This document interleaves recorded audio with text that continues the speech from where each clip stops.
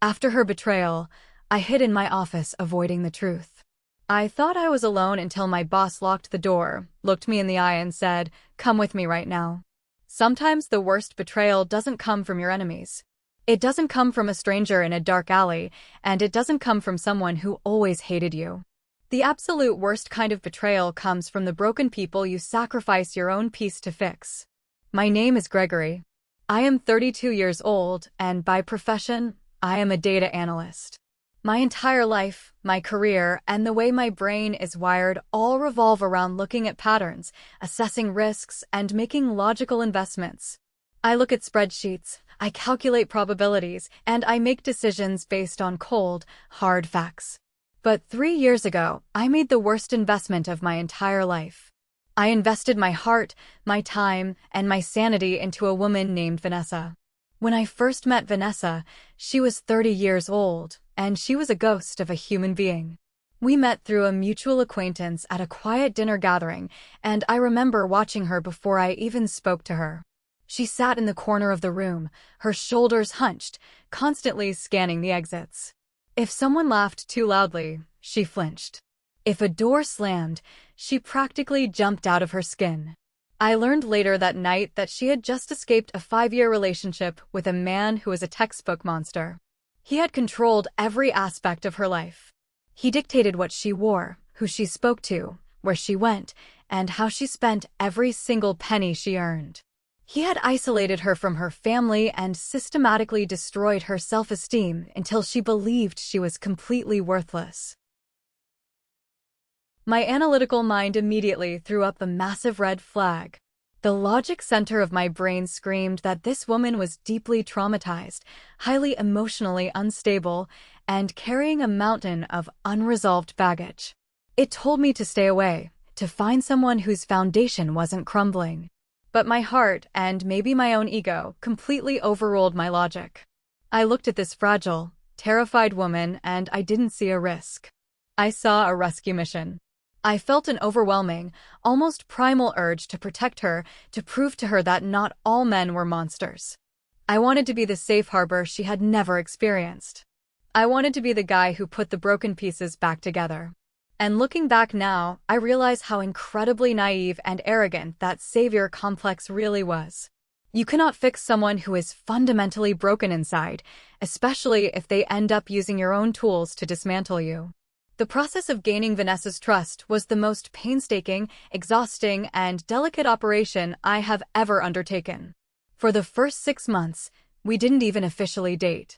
I just became a constant, unthreatening presence in her life. I would invite her out for coffee in broad daylight at busy cafes where she wouldn't feel trapped. I never asked probing questions about her past. If she wanted to talk, I listened.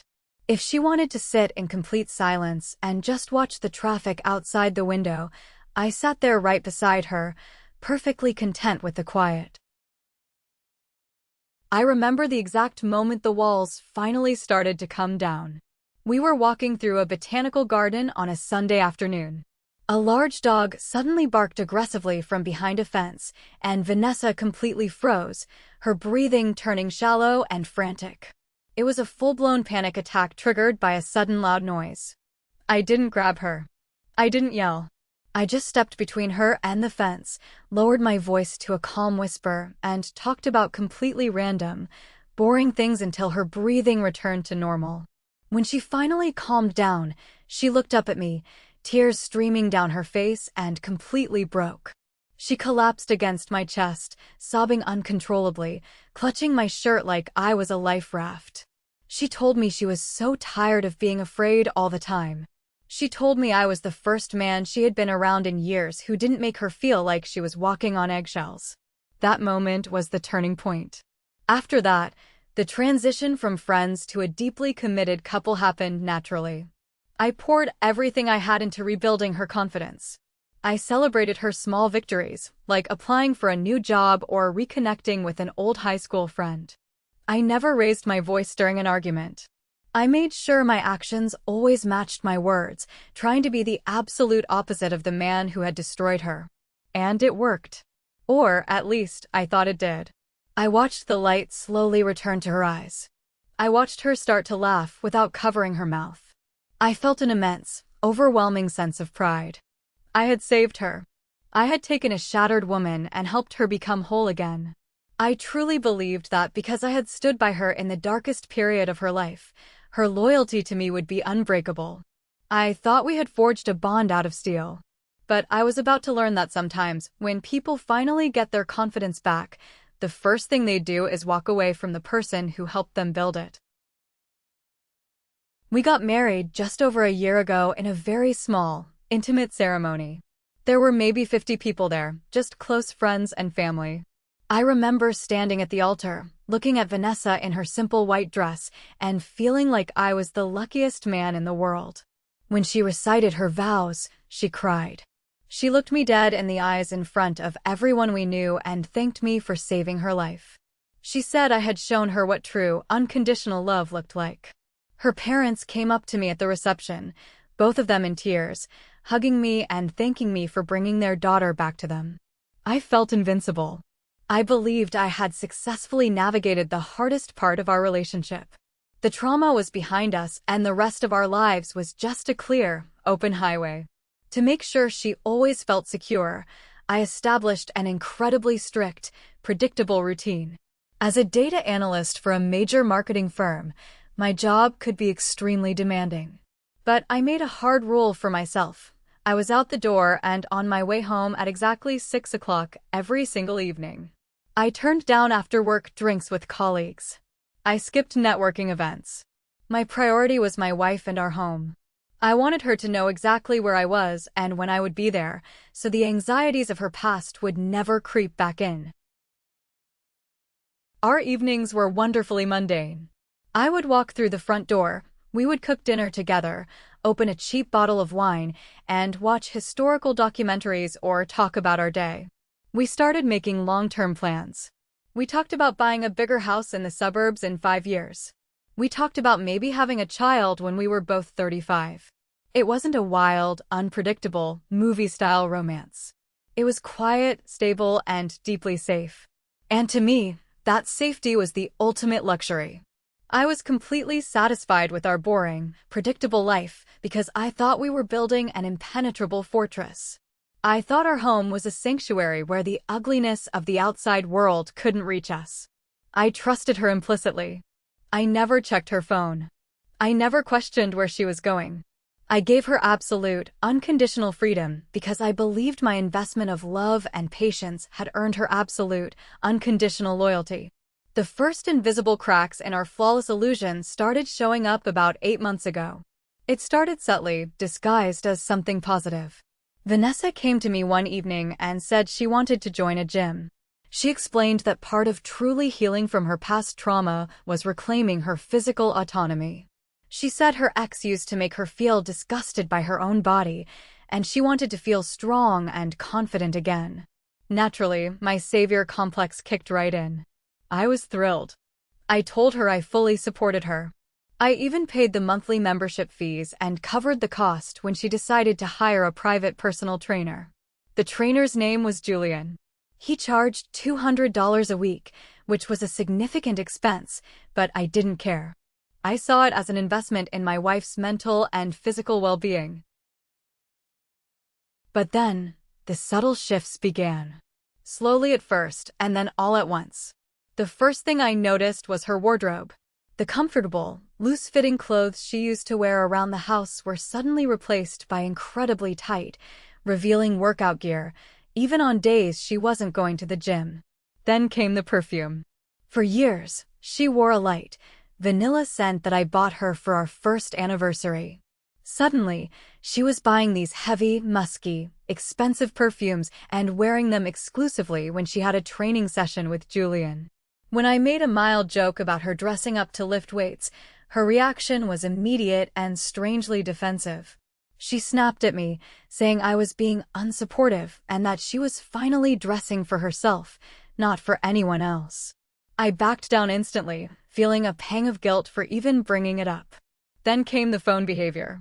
Vanessa used to leave her phone lying around anywhere on the kitchen counter, on the arm of the sofa, face up. Suddenly, it was constantly in her pocket. If she set it down, it was always face down. I would wake up at 2 in the morning to get a glass of water, and I would see the blue light of her screen glowing under the blankets. When I asked who she was texting so late, she wouldn't look at me. She just mumbled that Julian was sending her updated meal plans and workout schedules for the week. My analytical brain started running background checks. The data didn't add up. Personal trainers do not send meal plans at 2 in the morning on a Sunday. But every time my logic tried to warn me, my heart shut it down. I rationalized everything.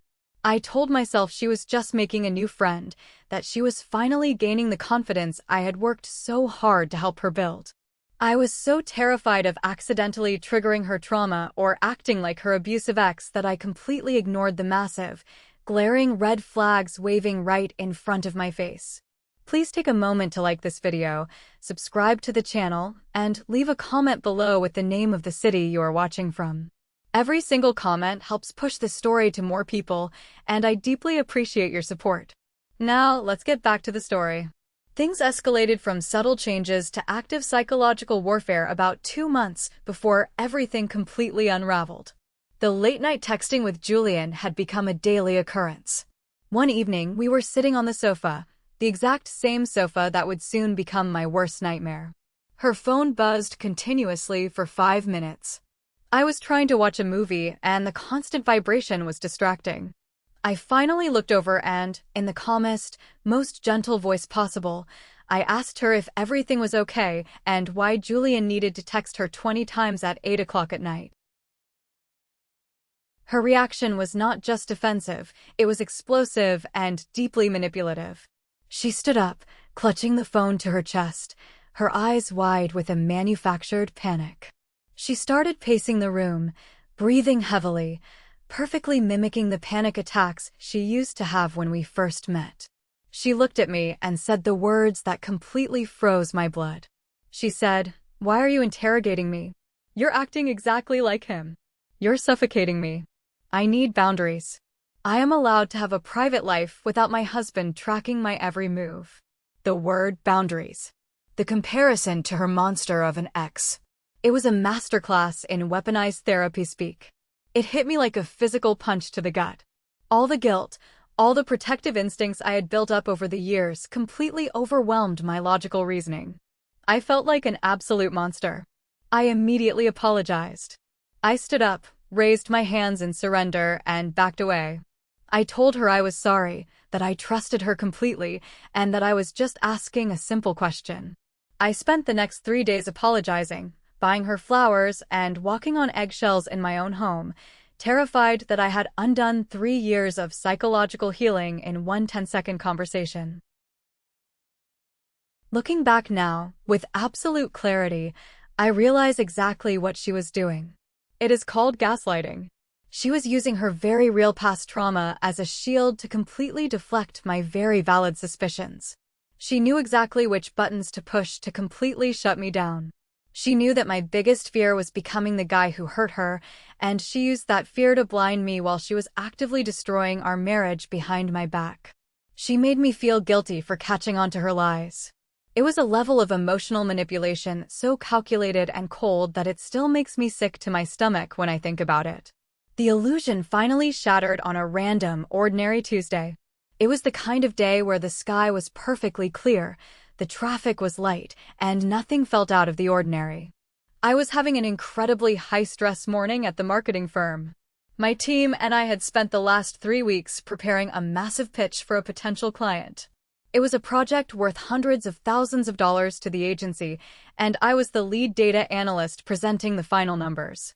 The presentation was scheduled for 3 o'clock in the afternoon in the main conference room.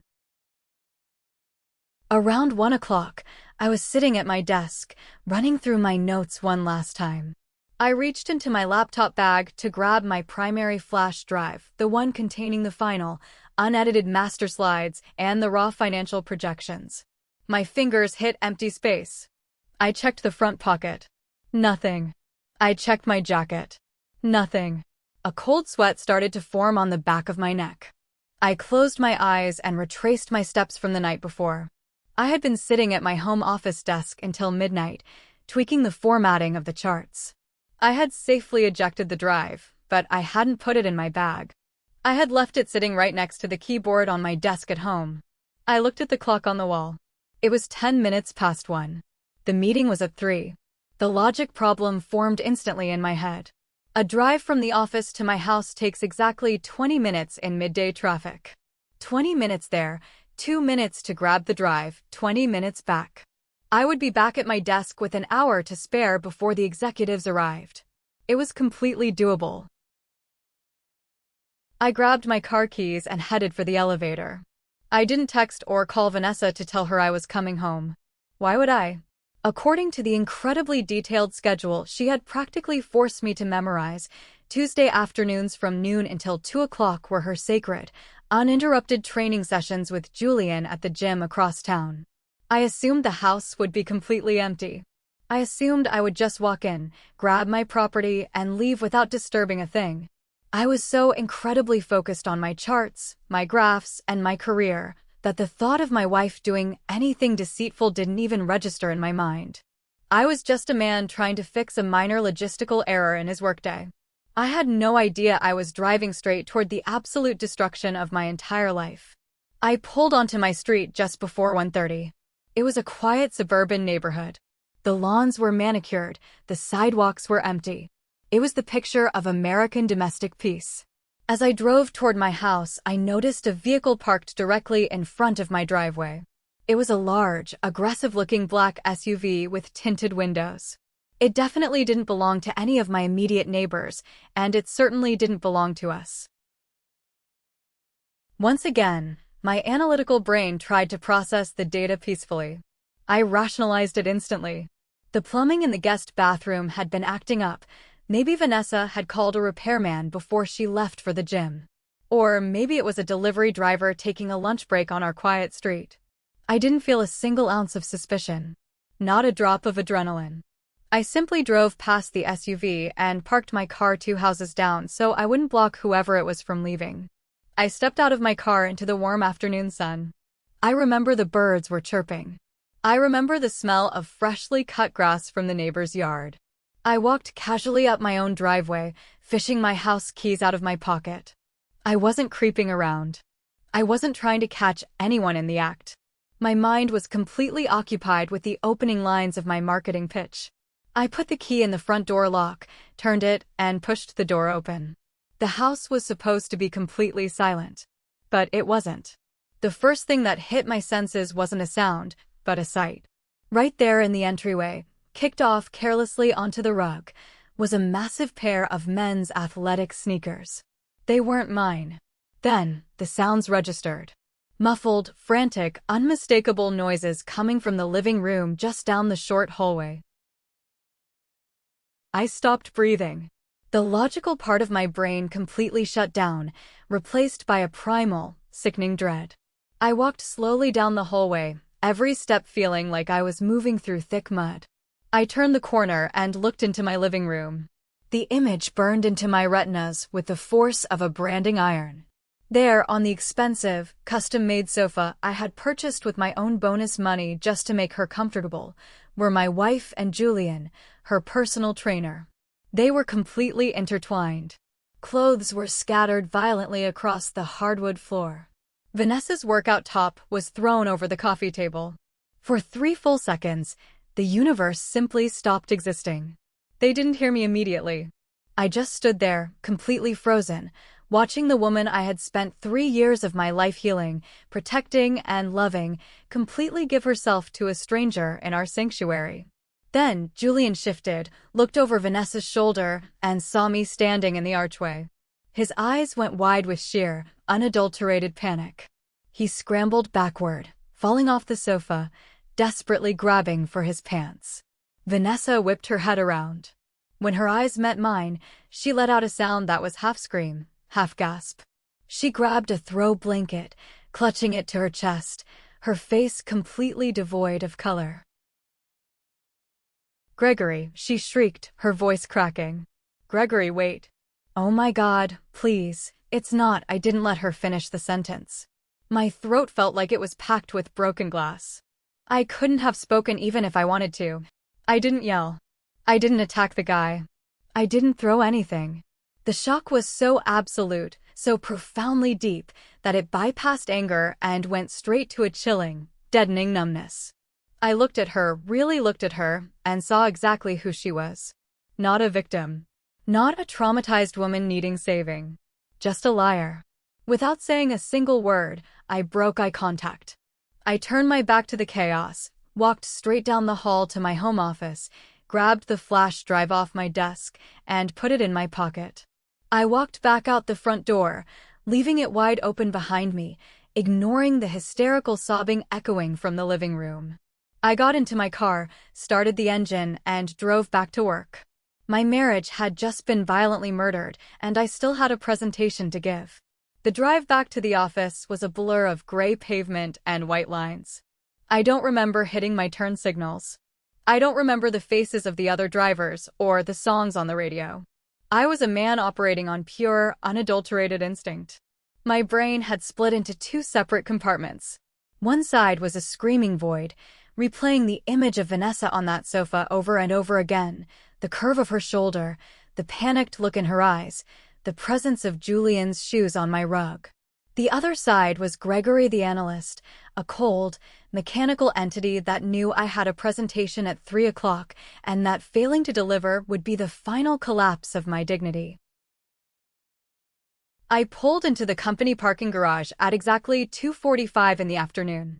I sat there for 5 minutes, the engine idling, the air conditioning blowing ice-cold air onto my numb face. I looked at my hands. They were trembling, but only slightly. I squeezed the steering wheel until the pain in my knuckles forced me back into reality. I remember thinking that if I could just survive the next 2 hours, if I could just pretend to be a professional human being, I might not actually die of a broken heart. I walked into the building, rode the elevator to the 14th floor, and stepped into the restroom. I looked at myself in the mirror. I looked normal. That was the most terrifying part. My tie was straight, my hair was neat, and my suit was crisp. But when I looked into my own eyes, I saw a stranger. I saw a man who had just watched his entire world burn to the ground and was now heading into a meeting to talk about market growth and consumer sentiment. I splashed cold water on my face, dried my skin with a paper towel, and walked into the conference room. The presentation was a masterpiece of professional theater. I stood at the front of that room, the bright projector light casting my shadow against the screen, and I spoke for 45 minutes. I talked about datasets, I explained the complex algorithms our team had developed, and I projected a level of authority that made the clients lean forward in their chairs. I was a puppet on a stage. I was using words like synergy, predictive modeling, and trust. That word, trust, felt like a mouthful of ash every time I said it. The clients were nodding. They were impressed. They were seeing a man at the top of his game. But at the very back of the room, sitting in a leather chair with his arms crossed, was Harrison. Harrison was 52 years old, a man who had built this agency from nothing, and a man who could spot a lie from a mile away. He didn't look at the slides on the screen once. He spent the entire hour staring directly at my face. He saw the way my jaw was clenched so tight it looked like stone. He saw the way my eyes never actually focused on anyone in the room. He knew the data I was presenting was perfect, but he also knew the man presenting it was completely destroyed. When the presentation ended at 4 o'clock, the clients stood up and shook my hand. They told me it was the best analysis they had seen in years. I smiled a fake, hollow smile and thanked them. My team was buzzing with excitement, talking about the commission checks they were going to get from this deal. I just started packing up my laptop. My hands were finally steady, but my chest felt like it was filled with lead. As the clients left the room, Harrison caught my eye. He didn't say a word. He just gave me a long, searching look that said more than any speech ever could. I didn't look back. I just turned and walked toward my cubicle, dreading the moment the sun would go down. Between 4 o'clock and 6 o'clock, the office was alive with the sounds of a successful workday. People were laughing, phones were ringing, and the smell of fresh coffee drifted through the air. I sat at my desk, hiding behind my dual monitors. I opened a massive spreadsheet and started staring at the numbers. I wasn't actually working. I was using the data as a shield. As long as I was looking at these numbers, I didn't have to look at my life. I checked my phone for the first time since leaving the house. 32 missed calls. 47 text messages. All from Vanessa. I didn't open a single one of them. I didn't have to. I already knew what they said. She would start with the "I can explain" and move quickly to the "you're scaring me with your silence." Then, like clockwork, she would play the trauma card. She would tell me that my walking away was triggering her abandonment issues. She was a master of the script. But today, the script was useless. I felt a strange, cold sense of clarity. The woman I had spent 3 years protecting was a ghost. She was a character she had created to secure a husband who would pay her bills and fix her soul. The real Vanessa was the woman on the sofa. 6 o'clock arrived. The office slowly began to empty.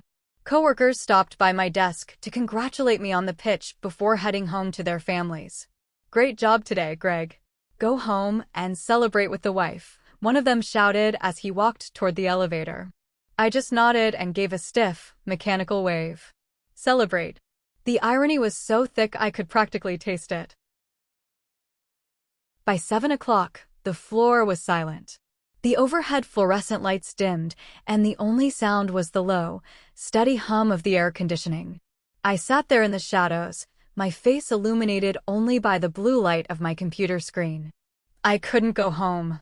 The thought of walking through that front door, of seeing that sofa, of hearing her voice, made me feel physically sick. I felt like if I stepped outside the safety of this office, the reality of my life would finally crush me. I was a man without a home. The sanctuary I had built for her had been desecrated, and I had nowhere else to go. I started typing random numbers into the spreadsheet. I was creating formulas that calculated absolutely nothing. I was clinging to the office like a drowning man clings to a piece of driftwood. I realized then that I was terrified of the dark. Not the literal darkness of the night, but the darkness of the silence that was waiting for me at home. 8 o'clock passed.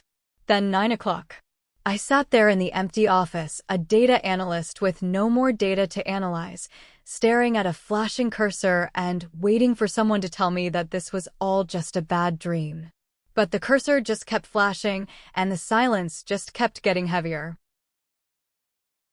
It was 10 o'clock at night. I was the only person left on the 14th floor. Or so I thought. The silence was suddenly broken by the sound of heavy, rhythmic footsteps echoing down the long, carpeted hallway. I didn't look up. I assumed it was the night security guard coming to tell me I had to leave. I reached for my bag, ready to finally face the nightmare. The footsteps stopped right at the entrance to my glass-walled office. I looked up and saw Harrison. He wasn't wearing his suit jacket anymore. His tie was loosened, and his sleeves were rolled up. He didn't look like a boss. He looked like a man who had seen too much. He didn't say anything at first.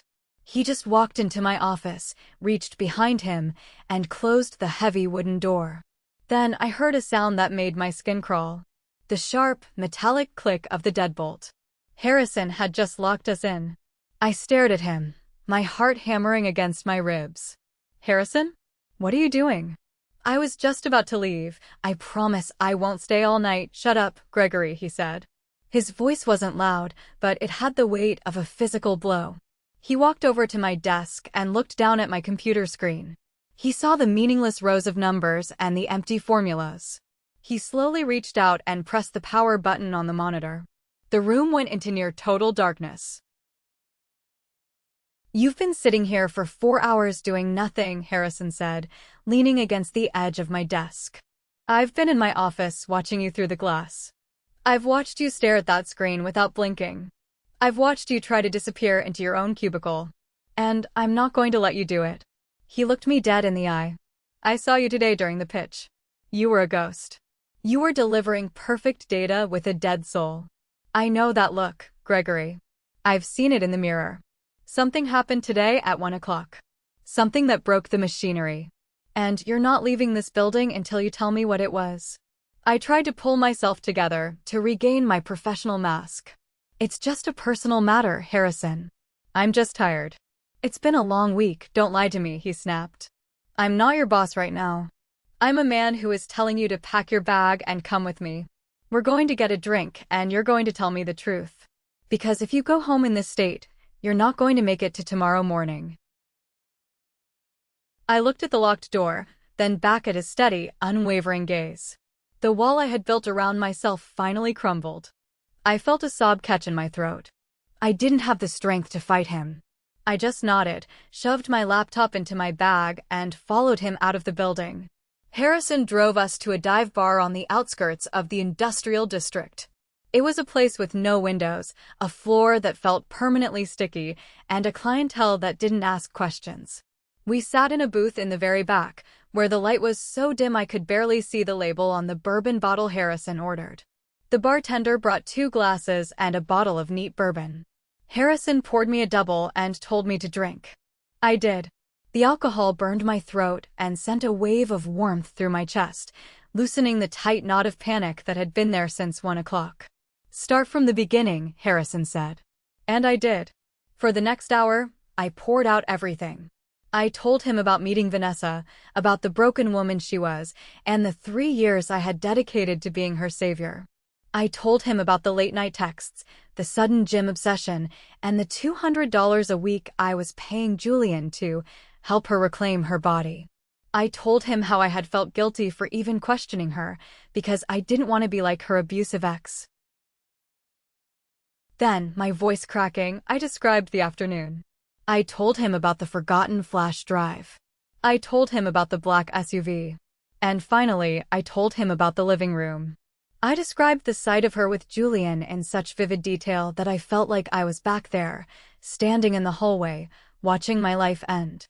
By the time I was finished, I was weeping openly, my face buried in my hands. "I gave her everything, Harrison," I choked out. "I made her safe. I gave her a home, a life, a future. Why wasn't I enough? What did I do wrong that she would do that in our house? On our furniture?" Harrison didn't reach out and pat my shoulder. He didn't tell me that it was going to be okay. He just sat there in the shadows, staring at his glass of bourbon like it contained the secrets of the universe. "You want to know why I'm 52 and live alone, Gregory?" he asked. His voice was low and gravelly. 25 years ago, I was exactly where you are. I was 27. I had a beautiful fiancée named Sarah, and I thought I was the king of the world. 3 weeks before our wedding, I came home early from a business trip. I walked into my apartment and found her in my bed. And she wasn't with a trainer. She was with my younger brother. I looked up, my tears drying as the shock of his story hit me. I had known Harrison for 7 years, and I had never heard a single word about a fiancé or a brother. I spent a decade asking those same questions, Harrison continued. I thought I wasn't successful enough or exciting enough, or that I had failed her in some fundamental way. But eventually, I realized the truth. And it's the truth you need to hear tonight. It's called the bottomless pit, Gregory. Some people are born with a hole in their soul that no amount of love, money, or protection can ever fill. You didn't fail. You did your job. You were a good man. But she didn't want a good man. She wanted a fixer until she felt fixed, and then she wanted the thrill of the trash. He leaned forward, his eyes burning with a cold, hard light. "You are an analyst. Look at the data. She used your kindness as a rehabilitation center. Now that she feels strong, she thinks she doesn't need the doctor anymore. She didn't cheat because you were boring. She cheated because she is a person who lacks the capacity for loyalty. She showed you exactly who she is today. Do not make the mistake of thinking you can save her from herself. You go home tonight and you fire her from your life. Do you understand me?" I looked at him, and for the first time in 12 hours, I felt a spark of something other than pain. I felt a cold, sharp sense of resolve. I finished my drink, stood up, and thanked him. I wasn't a ghost anymore. I was an executioner. I arrived home just after midnight. The street was quiet, and the black SUV was nowhere to be seen. I pulled into the driveway, turned off the engine, and sat in the silence for a moment. Harrison's words were ringing in my ears like a bell. "Fire her from your life." I took a deep breath, gripped my house keys, and walked to the front door. The house was dark except for the single lamp in the living room. As soon as the door clicked open, Vanessa was there. She had been waiting in the shadows. She was wearing a silk robe, the one I had bought her for our first anniversary, and her hair was a mess. Her eyes were red and swollen, and she had a damp tissue clutched in her hand. It was a perfect performance. She looked like a woman who was drowning in regret. "Gregory," she shrieked, rushing toward me. She tried to throw her arms around my neck, but I stepped back, my movements cold and deliberate. She stumbled, then collapsed onto her knees on the rug, right next to where Julian's sneakers had been a few hours earlier. "Oh my God, Gregory, please. I've been calling you for hours. I thought you were dead. I thought you had driven off a bridge because of me." She was sobbing now, the kind of heavy, gasping sobs that used to break my heart. "Please, let me explain. It was a mistake. A horrible, disgusting mistake. Julian, he manipulated me. He told me I was beautiful. He made me feel like I was finally over my past, and I just lost my mind for a second. It didn't mean anything. I love you. You're my husband. You're the man who saved me." I stood there and watched her. I didn't say a word. I didn't even breathe heavily. I looked at her the way I would look at a column of incorrect data on a spreadsheet. I saw the way she was glancing up at me to see if her tears were working. I saw the calculated way she mentioned her past to trigger my guilt. But the guilt was gone. Harrison had cauterized it. "Are you finished?" I asked. My voice was monotone. It was the coldest sound I had ever heard myself make. She stopped sobbing and looked up, her face a mask of confusion. "What?" "Gregory, please, you're scaring me. Why are you acting like this? We need to talk about this. We need to go back to therapy. My therapist said that self-sabotage is a common part of the healing process." "Stop," I said. The word was like a gunshot. "Stop using your therapy as a weapon. Stop using your trauma as an excuse to be a liar. You didn't self-sabotage, Vanessa. You chose to bring another man into our home. You chose to lie to me for months while I was paying your bills and supporting your dreams. There is no talking about this. There is no healing from this. There is only the data. And the data says you are a cheater." Her expression shifted instantly. The broken victim mask fell away, and underneath was a sharp, jagged anger. She stood up, wiping her eyes with the back of her hand. "So that's it? After everything I've been through, you're just going to throw me away? You're going to be just like him? Just like my ex? You're a monster, Gregory. You're cold and heartless." I didn't flinch. "I am not your ex, Vanessa. Your ex wanted to control you. I wanted to love you. But you can't love a person who doesn't exist. And the woman I loved doesn't exist. She was a lie you told me so you could have a soft place to land. Well, the landing is over." I walked past her, went into the master bedroom, and grabbed a small suitcase. I packed 5 changes of clothes and my toiletries. I didn't take anything that reminded me of her.